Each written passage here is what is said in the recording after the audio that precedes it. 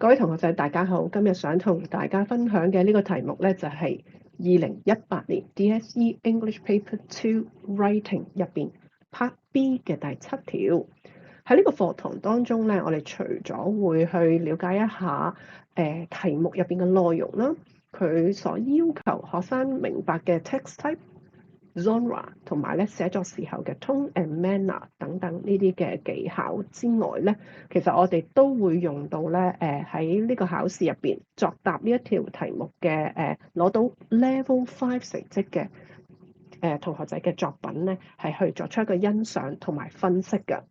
咁喺我哋分析嘅時候咧，我哋都會用到咧係考試當中咧嗰個嘅 marking scheme。Based on 呢個 Level 5成績嘅 content、language and style、organisation 等等嘅要求咧，係去作出一個分析，睇下咧呢位攞到 Level 5成績嘅同學仔咧個作品咧係嗰個嘅優美之處啦，同埋咧希望我哋可以嚟緊嘅 DSE 遇到同類嘅問題嘅時候咧，我哋可以係點樣去作答啦。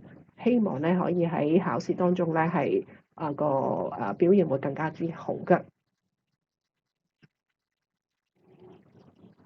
好啦，大家一齊睇睇個題目咯噃。Part B for questions 2 to 9, choose one question and write about 400 words in the space provided on pages 9 to 12。意思咧就即係話咧喺 Part B 入邊咧有題目嘅第2至到第9條俾大家去揀㗎，我哋只需咧要咧係揀一條作答就已經 OK 㗎啦。另外咧就喺作答嘅時候咧，必須要係寫大概400字，而寫字嘅時候咧，我哋必須要寫喺page 第9版至到第12版當中㗎。好啦，咁喺字數方面咧，當然啦，已經有要求嘅，就話寫大概400字啦。咁我自己個人咧就會 recommend 大家寫400至到450字咧，就已經 meet 到咧最低嘅字數要求嘅。當然啦，喺作答嘅時候咧，有啲同學仔咧係會寫更加多嘅字數嘅。咁呢個咧就好視乎當其時佢哋自己嘅即係嘅處理方法啦，同埋咧寫作嘅時候咧有幾多個 idea 等等嘅。好啦，咁而家我哋睇睇個題目咯噃。7. Learning English through drama. The Hong Kong Academy for Performing Arts (HKAPA) wants to encourage more people to watch stage plays. To do this, they want to show video recordings of live drama performances from theaters all over the world. You have just watched one of these recordings. Write an article for Showbiz magazine discussing whether these recordings are a good way to attract more people to watch stage plays. 題目嘅第一段咧就講話香港演藝學院咧希望可以encourage 即係鼓勵更加多人咧睇舞台劇嘅。咁有見及此咧，學院係打算咧就將世界各地嘅劇院入邊佢哋自己現場所錄影嘅劇目啦，或者係舞台劇咧係會播放出嚟嘅噃。咁咧希望咧可以咧係即係encourage 到多啲人去睇舞台劇嘅。You have just watched one of these recordings。意思咧就即係話我哋啦我哋而家考試嘅考生啦考生咧係需要咧知道咧自己啱啱睇完其中一出嘅錄影嘅舞台劇嘅噃。咁跟住咧你就需要咧寫一封嘅文章，寫一個文章係去俾一個嘅雜誌啦，叫做 Showbiz。咁喺呢個文章咧係負責咧係討論咧究竟show 呢啲咁樣嘅現場錄影嘅舞台劇咧係唔係一個嘅好嘅辦法，係 attract 到更加多人去睇舞台劇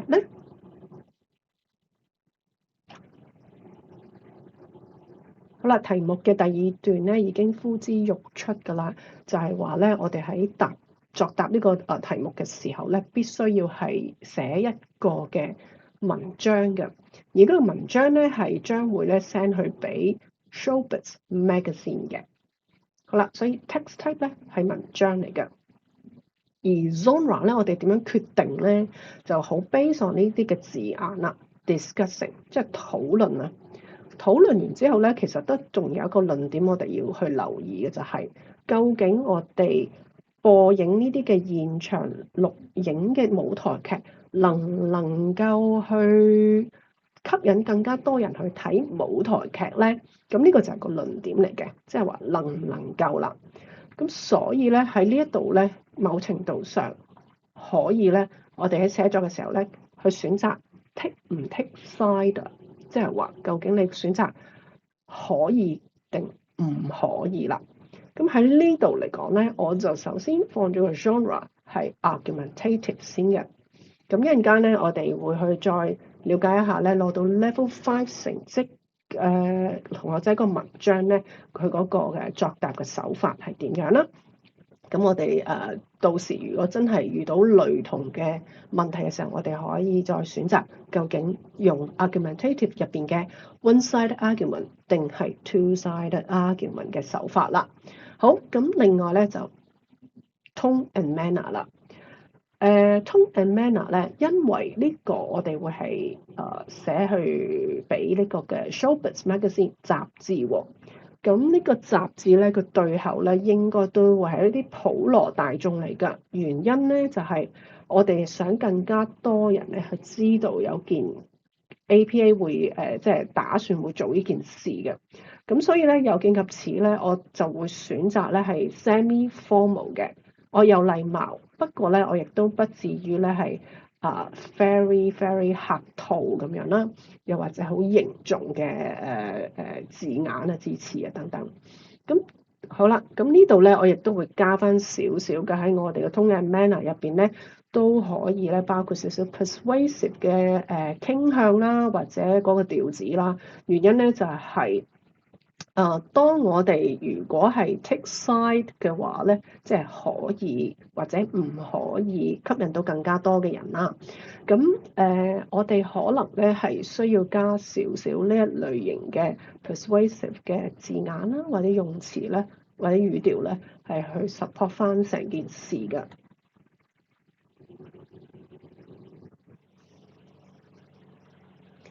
好啦，熒光幕上邊咧就 show 緊俾大家睇咧，攞到 level 5成績嘅作品嚟㗎。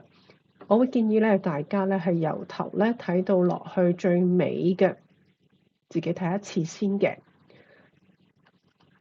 原因咧就係當你自己睇咗一次之後咧，咁我哋之後嘅課堂入邊嘅分析咧，你會咧係會更加之清楚㗎。我會係咧呢一邊咧就係每一 part 嘅 page 咧都會停頓一陣間嘅。咁當然啦，你自己喺你嗰邊咧，你可以停幾耐都得 ，until 你自己 finish reading 成篇文啦。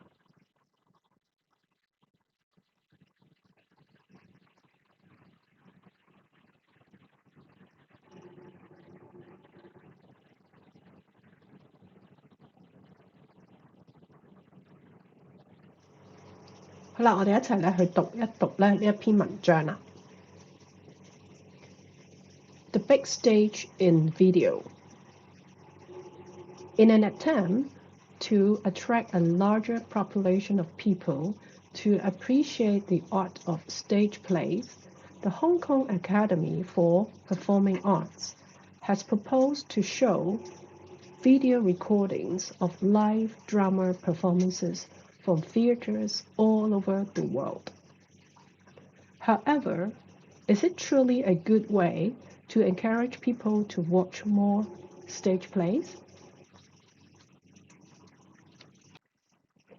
Many argue that by authoring video recordings of these performances, the general public, who predominantly watch movies on screen much more than they watch live stage performances, it would offer a good introduction to stage plays by advertising these forms of art on a more accessible platform.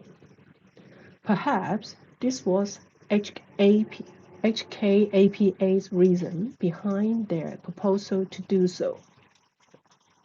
To segue these less popular forms of entertainment into the right channel for the mainstream. Nevertheless, the rationale behind the decision is easily refuted by a number of very obvious reasons. To begin, the effectiveness of showing video recordings of famous theater performances in substantially increasing people's interest in stage plays is fairly minimal. For the average person to watch these 2-hour-long recordings, they would have to feel inclined to choose watching them in the first place.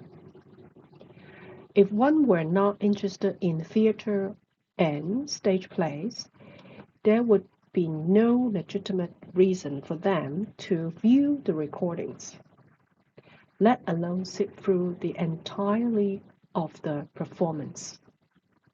One could simply choose to watch something else or ignore the recording when it is being played to them for free. As a rule, most people who never had the interest in stage plays would not choose to view these recordings in the first place, therefore making them ineffective in encouraging people to watch an actual live stage play. Another reason video recordings are not a good way to attract more people to watch stage plays is the downgrade in its quality and viewer experience.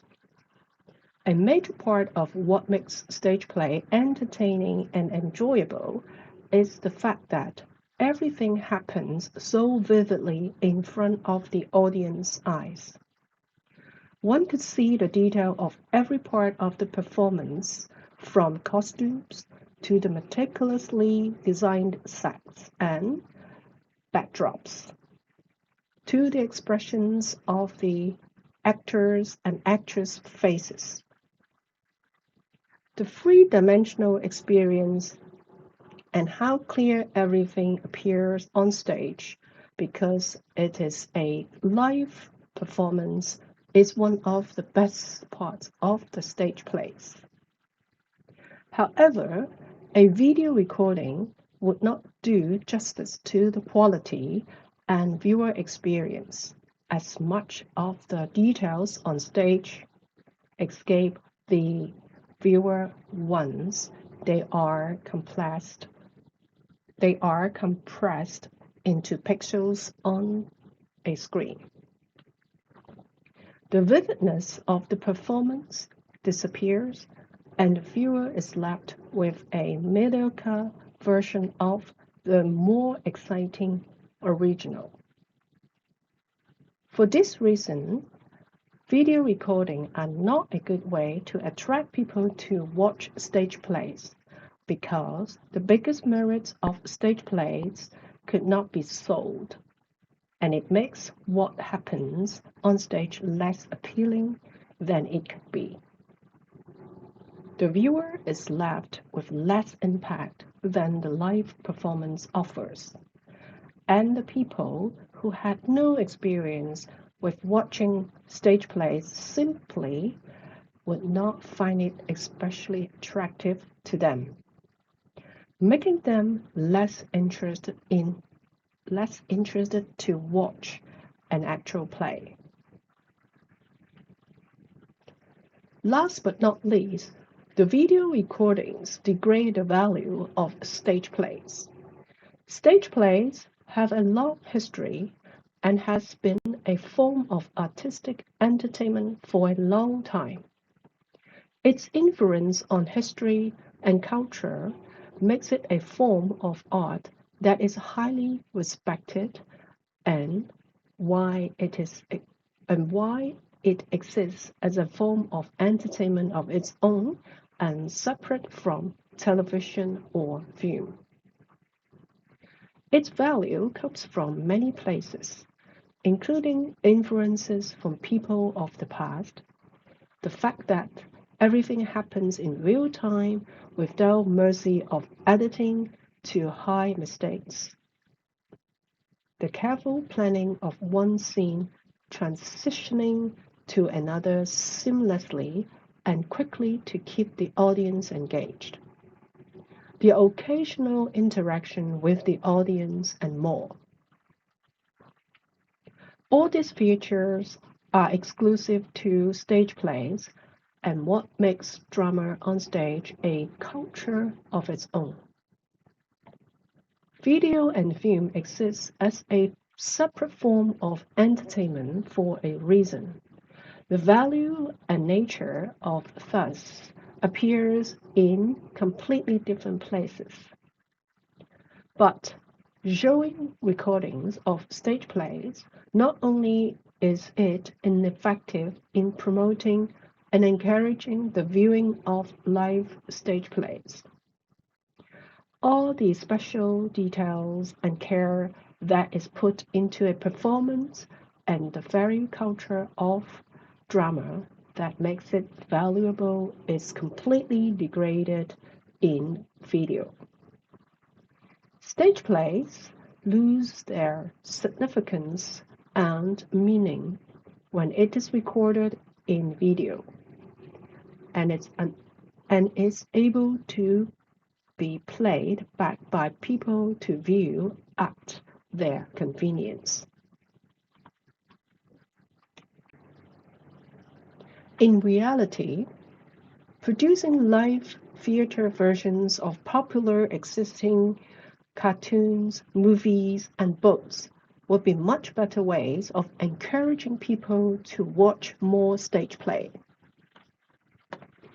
Not only would it be effective, as the general public would be genuinely interested in the content, but would be able to do so without disparaging the value and quality of the stage play. Drama is a form of art that should be well treasured by people, and sharing the enjoyable experience of watching stage plays is extremely important in preserving this part of entertainment culture anywhere around the world.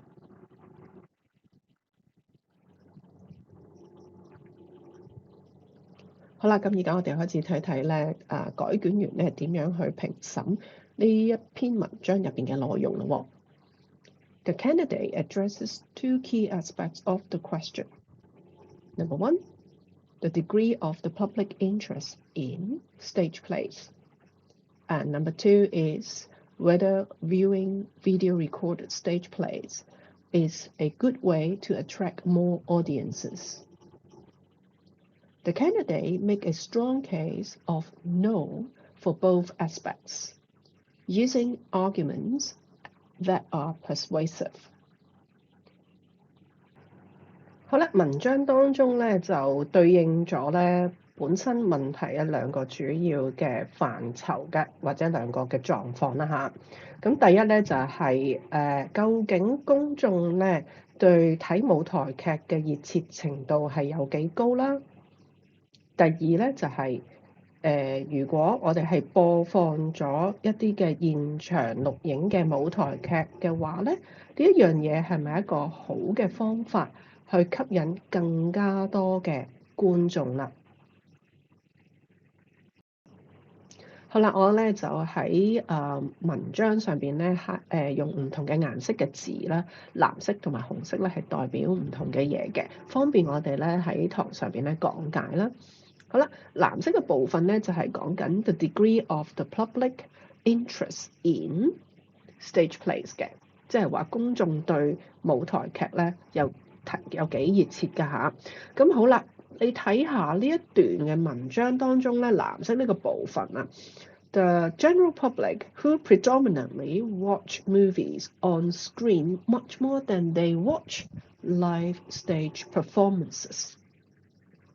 喺呢段短短嘅句子部分咧，已經係好清晰交代咗咧公眾咧絕大部分咧都係會係睇戲嘅，而佢哋睇戲嘅時候咧，當然喺個熒光幕上面睇啦，就簡單講啦，可能去戲院睇啦，可能喺屋企睇戲啦，又或者可能係睇網上電腦 screen 上面嘅戲啦嚇。咁而睇一啲嘅現場嘅舞台劇咧，係絕少有興趣嘅喎。好啦，咁第二咧就即係話咧播放現場錄影嘅舞台劇呢個方法咧，可唔可以吸引更加多嘅新嘅觀眾啊？咁喺內文嘅第3、第4段咧，我就用咗紅色嘅字咧，去代表翻我而家要講嘅嘢啦。咁第3段嘅第一句咧就係講話 To begin, the effectiveness of showing video recordings of famous theatre performances in substantially increasing people's interest in stage play or plays is fairly minimal。咁咧呢度已經交代咗咧，就係話播放呢啲嘅現場錄影咗嘅舞台劇咧，係唔能夠咧，或者係好低機率咁樣咧，提升人們咧對睇舞台劇嘅興趣嘅。好啦 ，fairly minimal 咧，即係話嗰個能力啦，或者能唔能夠咧係好低㗎，好低嘅。好啦，另外咧就要睇翻呢一段啦，第4段嘅第一句 ，Another reason video recordings are not a good way to attract more people to watch stage plays is the downgrade in its quality and viewer experience。咁咧就係話咧，第二個原因點解咧呢一類型嘅辦法咧係唔能夠吸引更加多嘅觀眾喎？咁呢度就係好清晰啦，已經話根本呢個方法係唔可行嘅。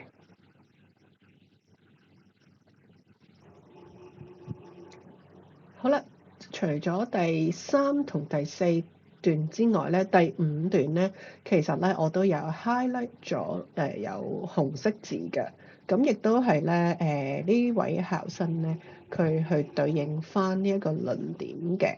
好啦，我哋讀一讀先啊。Last but not least, the video recordings degrade the value of stage plays。意思咧就即係話咧播放呢啲嘅現場錄影嘅舞台劇咧，係會 downgrade 咗咧舞台劇自己本身嗰個嘅價值嘅，或者觀賞價值嘅嚇。咁換言之咧，呢位同學仔喺呢一段咧已經話到俾大家聽，整段嘅文章咧都會係交代翻佢係唔同意播放現場錄影咗嘅舞台劇係可以咧attract 到更加多新嘅觀眾㗎。好啦，考生咧係就住咧呢一個嘅論點啦，即係究竟播放現場錄影咗嘅舞台劇呢個方法能唔能夠吸引更加多嘅新嘅觀眾去睇舞台劇咧？佢係 take 咗一個 side 嘅喎，佢係 take 咗一個 no 嘅 side，即係話咧佢係反對呢一個嘅方案咧。is a good way， 即係呢個方案應該唔係一個 good way 嚟㗎嚇。好啦，咁就係佢整篇文章裏邊咧，佢係 put 咗好多嘅 no 或者有關反方嘅意思喺當中啦。咁另外咧就喺文章當中咧，佢亦都用咗好多嘅議論啦嚇。咁喺議論當中咧，佢亦都用咗一啲嘅語氣或者字眼咧，係去 persuade， 即係說服咧睇呢篇文章嘅人咧，係都有同佢同一個嘅同感啊。OK， 好啦，喺文章裏邊咧，我就用咗綠色咧係去代表咧同學仔嘅反方嘅意思或者用字喎。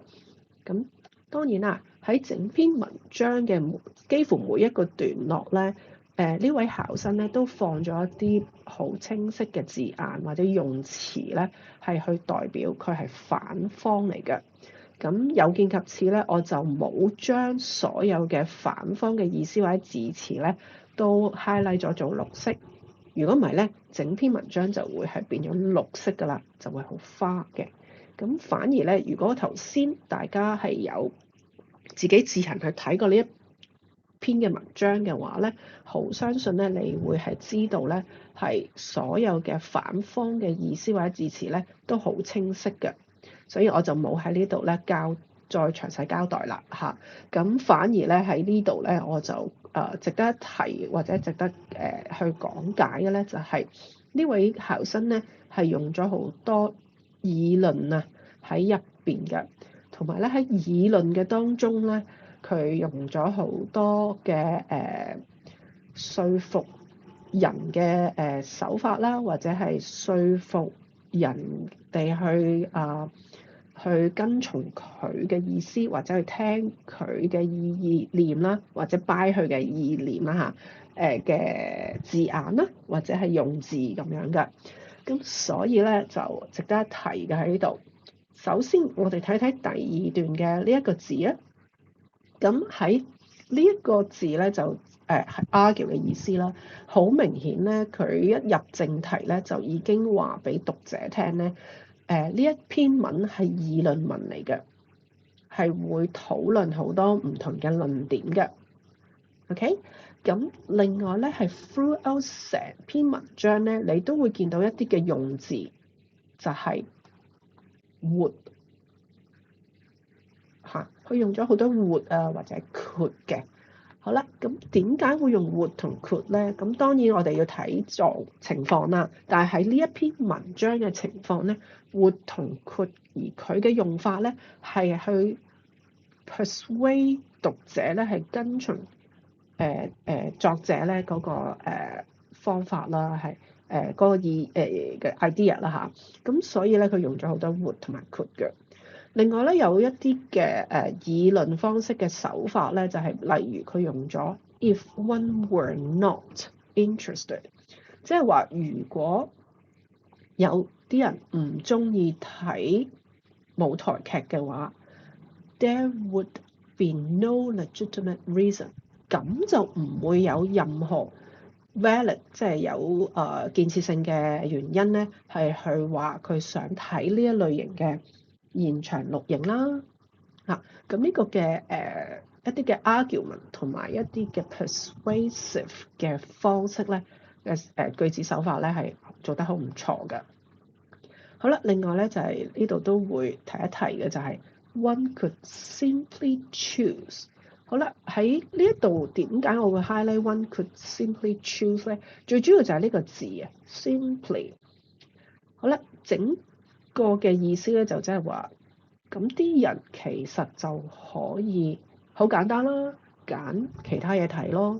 呢個咧就係其實想咧係增加呢一個句子或者呢個嘅意思嗰個嘅強調個意思就話，其實啲人就好簡單啦，唔好揀睇舞台劇咯，咁咪睇其他嘢咯，咁嘅意思。OK，simply 係一個好好嘅強調嘅字詞嚟嘅。好啦，咁另外咧就好啦 ，one could see 呢啲啦would not do 呢啲啦，咁一路落咧就亦都會有啲 would be much better ways。好啦 ，much better ways 係一個比較嘅意思啦，亦都係一個想說服我哋讀者去 buy writer 嘅意見嘅。好，呢啲咧都係咧我哋喺議論文啦，又或者係想喺個文章入邊咧會有一啲嘅說服力啦嘅用字或者sentence 嘅手法嚟嘅。咁大家咧可以喺將來咧遇到同類嘅寫作要求啦，或者係題目咧，咁我哋都可以選擇咧去睇睇用下呢啲嘅字或者用下呢啲嘅句子結構啦。好啦，我哋嚟到語文呢一 part 啦。咁我哋會睇咧就係文章裏邊嘅句子結構啦，亦都會睇文法啦，亦都會咧係睇一睇用字嘅字詞嘅。好啦，亦都會睇睇咧整篇文章嘅tone and manner，即係嗰個整篇文章嘅調子會係點樣樣啦。另外咧，亦都會咧係去欣賞一下咧呢位同學仔咧，佢喺文章當中用咗好多嘅adjective 啦，同埋 adverbs 咧，去將佢嘅句子嘅意思係去強化啦，或者咧係去豐富嘅。咁好啦，我哋而家開始咯噃。The language is accurate and appropriate, and there are some complex structures, such as passives. 好啦，改卷員咧提到咧，整篇文章嘅語文咧都係好準確嘅，同埋咧用字啊等等嘅嘢咧都好適當嘅噃。另外咧，亦都有講過嘅就係話咧，喺文章當中亦都有一啲嘅叫做 complex structure， 即係複雜嘅句子結構。例如咧，就係我哋用咗 passives 嘅 passives 咧，中文嘅意思就係話係被動語態啊。咁我喺文章當中咧就用咗黃色嚟去 highlight 俾大家去睇一睇咧一啲嘅被動語態。好啦，咁我哋都好快咧去望望先啊。The rationale behind the decision is easily refuted。好啦，咁呢度就係一個被動式嚟嘅。另外咧，亦都會有就係 is being played。The viewer is left with the viewer is left with less impact. Okay, a form of art that is highly respected. Stage plays lose their significance and meaning that it is recorded in video. Okay, it is recorded. 我呢度冇 highlight 到嘅。It's able to be play. OK， 都係 passive 嚟嘅。另外就係呢一個位置啦。Drama is a form of art that should be well treasured by people. Grammar is mainly accurate, and collocations usually natural. There are a few inaccuracies, such as prepositions, but these do not affect clarity. 意思咧就即係話咧，其實喺呢篇嘅文章當中咧，佢用嘅文法咧，大致上咧都係好準確嘅，冇誤嘅。咁同埋咧，字與字嘅合拍程度咧，咁呢個叫 collocations 啦，喺英文嘅文法當中，咁都係出現得好自然嘅，唔會話咧夾得唔好嗰啲字嚇。咁就呢個 collocations 咧，我哋可以喺往後嘅課堂咧再講一講嘅。好啦，咁另外咧，亦都有講過㗎，喺 Florence 成篇文章咧，其實都有少少嘅唔準確性㗎，尤其是咧係講到用一啲嘅 prepositions 啊，即係一啲嘅 to 啊、of 啊等等呢啲嘅 preposition 咧，佢係有少少嘅唔準確噃。咁但係咧，佢唔準確得嚟咧，亦都唔會話影響到成句句子嘅整體嘅意思，或者可能係成段文嘅清晰度啦嚇。咁所以總括嚟講咧 ，grammar 咧都係 mainly accurate， 主要都係比較準確嘅。另外咧，值得一提嘅就係我自己私人覺得咧，呢一個嘅句子部分咧係非常之唔錯嘅。咁我哋讀一次先啊。The mercy of editing to hide mistakes, the careful planning of one scene transitioning to another seamlessly and quickly to keep the audience engaged. the occasional interaction with the audience and more。咁呢一組嘅句子結構咧，其實就反映到咧，學生咧係有用到 parallel 嘅 writing 嘅手法，即係平衡嘅寫作手法。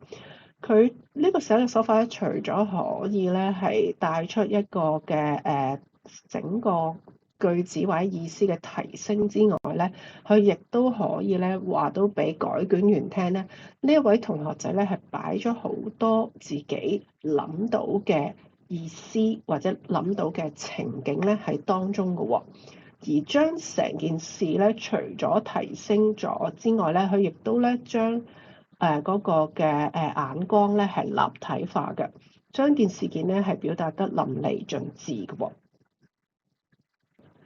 The polite tone is maintained throughout and supported with appropriate language。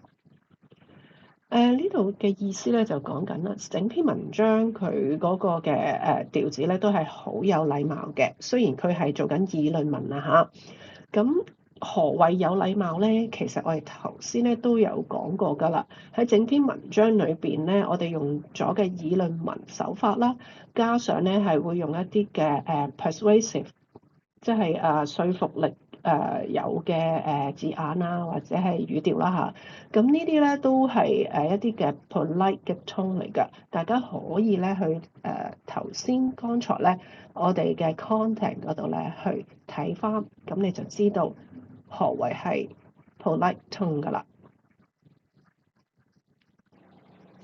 Good use is made of adjectives and adverbs to provide a rich description of the experience as well as to persuade。好啦，整篇文章咧，同學仔用咗好廣闊嘅 adjectives 同埋 adverbs 咧，係去豐富翻咧佢自己對睇完舞台劇嘅現場錄影啦，佢自己嘅體驗同埋經驗係發揮得淋漓盡致之外咧，佢另外咧亦都咧係用呢啲嘅 adjective 同埋 adverbs 咧係去將佢自己否定或者係反對嘅立場係寫得好清楚，同埋咧亦都係好有呢個嘅說服力嘅。Organization 喺呢一 part 咧，其實我哋咧想睇下考生咧嗰個整篇文章嘅緊扣性嘅。第一要睇下個意思上邊咧係咪緊扣啦，就係咧我哋每一個段落嘅意思咧係唔係有邏輯咁樣去寫作咧。第二我哋要睇睇咧每一個段落咧與段落之間咧，我哋有冇一啲係好清晰，甚至乎咧係俾到一個帶領嘅意思，去帶我哋嘅 reader 去繼續讀下一個段落嘅。咁我哋點樣可以 achieve 到即係呢一樣嘢咧？就係我哋可以用一啲叫做 connectives， 即係連接詞，甚至乎可能係會用一啲嘅字詞啦嚇，又或者可能咧係用一啲嘅特別嘅句子咧，係去幫我哋咧係將成件事與成個段落與下一個段落咧係去點樣連貫或者緊扣嘅。The candidate effectively orientates the reader to the issues to be discussed by first summarizing the HKAPA's initiative, then presenting the opposing argument, and then leading the reader to his or her point of view. Subsequent paragraphs are clearly organized with a clear argument. The structure of the writing is wholly coherent and appropriate to the genre. Cohesion between sentences and paragraphs are sophisticated. 好啦，改卷員咧俾咗一個好高嘅評價呢一位嘅考生嘅。第一咧，呢一位考生咧，佢係嗰個段落與段落之間咧係個緊扣度做得好好嘅。咁另外咧就係話咧，佢好多時候咧每個段落中間咧，佢會用一啲好清晰嘅議論啦或者論點咧，係去帶出咧呢一段會做啲乜嘢或者會講啲乜嘢嘅。咁從而咧亦都係話到俾讀者聽咧，其實你喺呢一段你可以得到乜嘢嘅資料嘅喎，或者乜嘢嘅論點嘅喎。好啦，咁我哋細心去再睇睇先。其實第一段咧就係講緊將成件事情咧就係 summarize 咗出嚟嘅，將呢個 HKAPA 咧本身想播放現場錄影嘅舞台劇咧，係為咗吸引更加多新嘅觀眾。咁呢一個方案咧，係咪一個好好嘅方案咧？咁呢一位同學咧就用咗 Is it truly a good way to encourage people to watch more stage plays？ 係用咗一個 question 嘅意思咧，再去引入咧下一段啦。咁我哋就一個好好嘅緊扣嚟嘅噃。好啦，喺第二段裏邊咧，其實immediately 咧，你會見到有一個字 argue 㗎，好清楚咧。其實讀者會知道咧，我以下落嚟所讀嘅文章嘅內容咧，都會係一啲嘅 discussion， 或者係會包括有啲論點咁樣啦。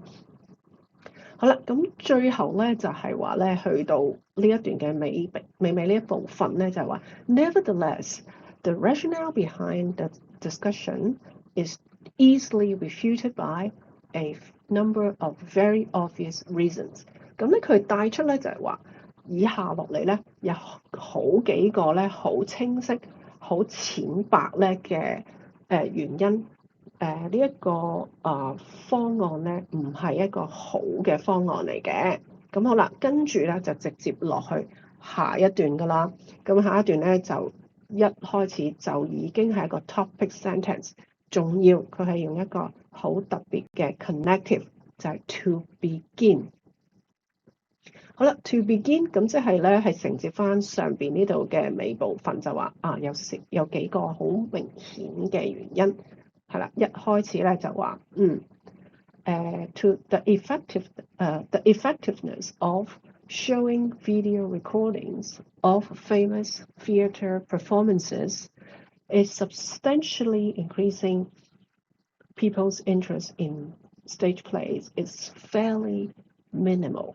好啦，佢已經表明咗咧佢自己嘅立場啦，再且咧亦都話俾大家聽咧，呢一段裏邊係講緊呢一個嘅播放現場錄影舞台劇嘅方案咧，係唔能夠有效地將普羅大眾嘅興趣即係睇舞台劇嘅興趣咧，係提升嘅噃。咁跟住咧，佢就解説啦。好啦，去到最尾嘅部分咧，佢已經有一個我哋叫做段落裏邊嘅結尾啦嚇。段落裏邊嘅結尾咧都好清楚㗎。因此之前上面講咗好多資料㗎啦。因此 making them ineffective in encouraging people to watch an actual live stage play。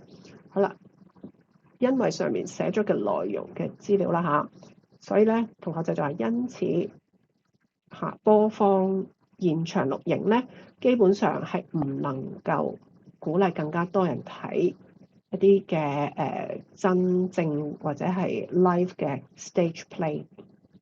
好啦，咁佢就結咗尾㗎啦。結咗尾，咁點樣獲翻去下一段咧？咁即係話第一個 point 完咗啦嚇，咁而家佢又講第二個 point 啦喎，佢直接落啦。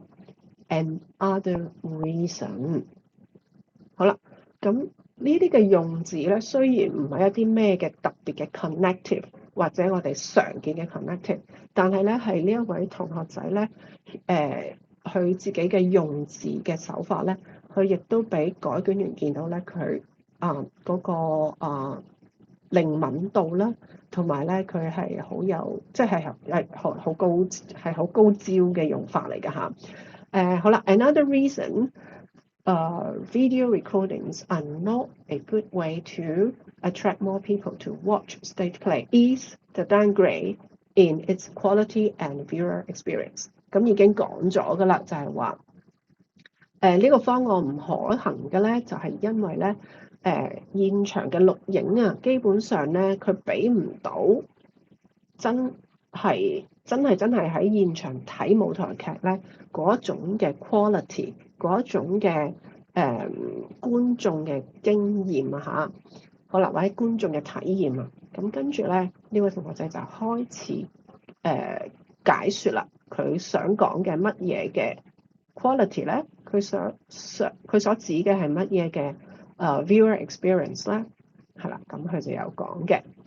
咁去到最尾，其實佢都有個段落裏邊咧一啲嘅結尾嘅句子嘅，譬如啦係去到呢度啦 ，The viewer is left with less impact than the live performance offers, and the people who had no experience with watching stage plays simply would not find it especially attractive to them, making them less interested to watch an actual play。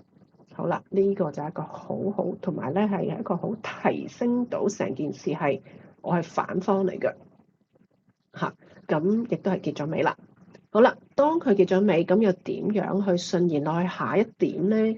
咁同學仔咧就用咗呢個 phrase 嘅，或者呢個 expressions 嘅 last but not least， 即係最後我要講嘅，不過最後唔代表係最唔重要嘅嘢嚟嘅噃。好啦，咁即係話咧，亦都咧係去捉翻咧我哋嘅讀者嘅 attention 啦，叫佢哋注意翻啦。雖然我放到最後，不過佢唔係最唔重要嘅一個點嚟㗎。好啦 ，the video recordings degrade the value of stage plays。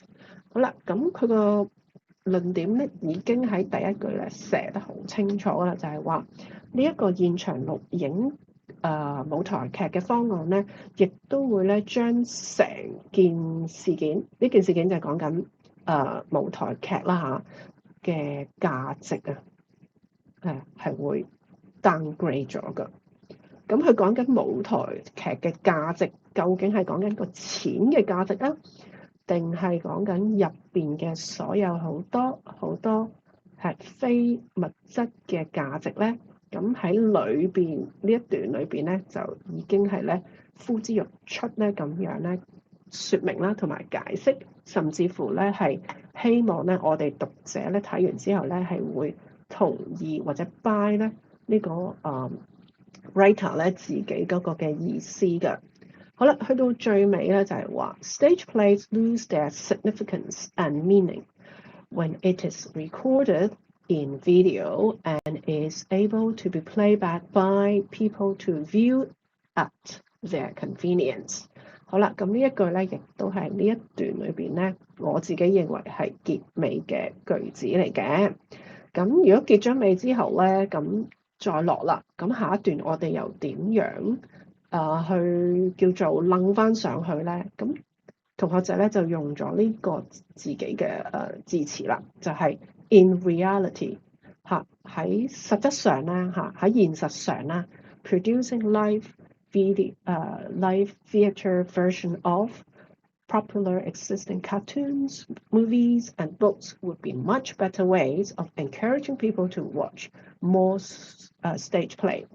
咁啊係啦，佢就已經一落咧就話現實上咧，其實如果我哋可以將現有嘅卡通啊，或者係戲劇戲啦嚇，甚至乎可能係書入邊嘅 story 咧，係去轉化成為一啲嘅 stage play 咧，可能咧就會多啲人睇喎，可能咧會受歡迎多啲喎。OK， 咁佢咧就俾咗一個嘅轉接位咯 ，in reality， 同埋咧係會話呢一段裏邊咧，佢想交代啲乜嘢嘢啦。OK， 佢就想交代我哋頭先啱啱講嘅就話，我哋可唔可以用一啲嘅卡通故事啊，我哋嘅電影故事啊，我哋書本睇到嘅一啲嘅故事咧，係轉化成為一啲嘅 stage play， 可能咧咁樣佢哋即係大眾啦，會係受落啲喎。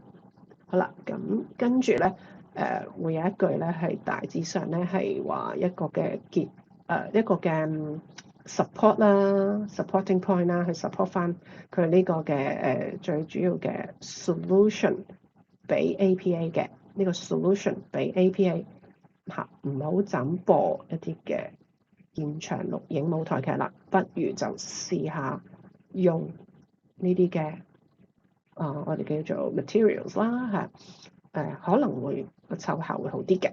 好啦，去到最尾呢一個部分咧，我有紅色嘅字嘅，咁我會覺得咧呢一個咧就會係呢一段嘅topic sentence 嚟嘅，就係 Drama is a form of art that should be well treasured by people, and sharing the enjoyable experience of watching stage plays is extremely important in preserving this part of entertainment culture anywhere around the world。好啦，咁 at the same time 咧，呢一個咧亦都係整段文章嘅，我會叫做係一個嘅結尾部分添啊。嚇，咁咧所以咧呢個同學仔咧佢嘅用嘅 connectives 嘅手法啦，嚇，段落與段落之間嘅緊扣度啦，係好高超嘅水準嚟㗎。好啦，睇到呢度咧，大家可以翻去文章咧最高呢個部分啦。原因咧就係我哋呢個嘅題目咧係要求我哋寫一個文章，而呢個文章咧就會喺一個雜誌裏邊咧刊登出嚟個噃。咁大家可以留意一下啦。我哋睇雜誌嘅時候咧，通常咧每個文章咧都會有自己嘅 title 嘅。咁個 title 咧大致上咧係話到俾讀者聽咧，以下落嚟呢段文章咧會係講一啲乜嘢類型嘅東西嘅。咁大家可以自己咧去自行咧諗一諗個 title 點樣寫啦。好啦，嚟到呢個部分咧，我都想同大家去分享一下咧，整篇文章嘅 structure，佢嘅字數咧個分佈喎。喺呢篇文章裏邊咧，同學仔就寫咗855字咁多嘅喎。喺我哋睇題目嘅時候咧，都見到㗎啦。最低字數要求係大概400字，而我 recommend 大家咧係寫400至到450字咧，已經係滿足到咧最低字數嘅要求㗎啦。當然啦，我哋考試嘅時候咧，都要睇下自己嘅狀態啦。遇到題目嘅時候，係唔係個題目嘅內容同埋題目要求我哋寫嘅 test type genre 同埋 tone and manner 咧，都係自己最得心應手、最拿手嘅一啲嘅東西咧。咁如果係嘅話咧，咁就恭喜你啦！你真係咧可以咧喺一個所謂一個 fix 嘅時間裏邊咧，可以寫到咁多字㗎噃。好啦，呢位同學仔就係其中一個 example 啦。咁當然啦，係咪一定要寫咁多字先攞到 level 5嘅成績咧？其實唔係嘅。好啦，不過咧，我哋都欣賞一下呢位同學仔咧，整篇文章嘅字數嘅成個文章嘅 structure 啦，同埋佢字數嘅分佈嚇。好啦，同學仔咧就用咗5個字咧去寫佢嘅 title 嘅。另外咧就 introduction 咧好得意嘅喎，佢就我會咁樣講嘅，佢就分開咗2個部分嘅。第一個部分咧係 prologue，就係咧我所稱佢嘅一啲嘅引言啦，又或者咧頭先我哋講過嘅改卷員咧講話呢個係 summary 嚟嘅。咁咧 prologue 嘅意思咧就即係話將翻成個嘅題目咧係去寫翻出嚟啦，清楚咁樣 summarize 佢，而咧就再話俾人聽咧，我哋將會咧係引入下一段嘅。咁我哋用一個 question 嘅形式去 grab 我哋嘅 reader 嘅 attention， 同埋咧等佢哋知道咧，我會有啲 discussion 喺下邊咁樣嘅噃。好啦，咁另外咧直接落啦，就係一個真正嘅 introduction 啦。喺 introduction 裏邊咧，呢位嘅同學仔咧就 take 咗一個 stand， 即係take side 啦。咁佢個 side 咧就係佢係一個 opponent 啦，佢唔同意現場錄影嘅舞台劇咧係可以attract 到更加多嘅新嘅觀眾嘅。好啦，咁好清晰㗎啦。咁跟住咧就落去內容咯喎。內容咧其實咧就分咗有3段嘅。咁即係話咧，佢有3大個嘅main points 咧，佢係想列出嚟嘅喎。即係話咧，呢個同學仔咧，佢自己好多意見嘅，或者可能對呢個題目嘅內容要求咧，佢自己係可能真係比較熟悉嘅。好啦，咁佢就用咗大概係610字啦，係去寫佢嘅內容嘅。而呢個內容咧就係去address 到咧呢個題目2大嘅要求啊，即係或者2個 situation 嘅要求嘅。第一咧就係要留意到咧就係坊間我哋大眾啦對睇現場舞台劇咧有嗰個嘅興趣度咧有幾高嘅嚇。咁第二樣嘢咧就係有個論點啦嚇，究竟播放一啲現場錄影咗嘅舞台劇俾普羅大眾睇，係會吸引到更加多嘅新嘅觀眾咧，會唔會嘅咧？咁樣嚇，咁內容係好清晰咁樣咧，每一段都有寫得好清楚嘅，係唔會嘅嚇個論點佢 take 嗰個 side。另外咧就有一段啦，最尾就係conclusion 啦。conclusion 咧就用咗大概係96字咧，係去 conclude 翻。而呢個 conclusion 咧都比較特別㗎，佢係suggest 咗一個方案咧，俾 APA 咧，就係話，如果我哋想吸引更加多新嘅觀眾，會唔會係可以用到一啲比較 popular，即係多人睇或者多人中意嘅而家已經有嘅卡通片啊，或者係戲啦，又或者可能係書本入邊嘅故事啦，係去將佢咧轉化成為一啲嘅現場舞台劇，咁樣會比較多啲吸引性咧。呢個咧就係呢個同學仔咧俾嘅 solution。咁佢就用咗個 solution 咧係做個 conclusion 嘅，咁亦都係做得好淋漓盡致㗎嚇。好啦 ，total 咧再講多次啦，係850字㗎，真係一個嘅喺一個咁短嘅時間裏邊寫得一篇咁緊湊嘅文章，亦都用字好唔錯，好廣泛。咁咧850字真係好犀利啊！好啦，今日課堂嚟到呢度咧都差唔多㗎啦，咁我哋都總括一下先啊。我哋今日咧就係睇咗呢一條嘅問題啊，就係2018年 Writing 嘅第7條。咁我哋係睇咗個內容啦，同埋咧係 based on 一啲嘅keywords 咧係去斷定咧呢一個嘅題目咧係想考生咧係利用乜嘢嘅 test type genre 同埋tone and manner 去寫佢哋嘅答案文章嘅。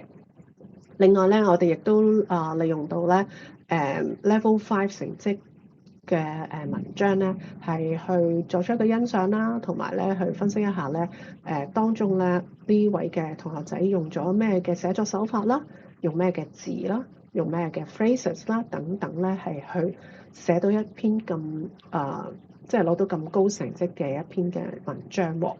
希望咧大家咧喺當中咧亦都學習到咧呢一類型嘅寫作嘅技巧，可以咧喺下一次我哋考試嘅時候咧利用得到，咁就已經好好㗎啦。希望咧可以幫到大家嚇。好啦，去到呢度，拜拜。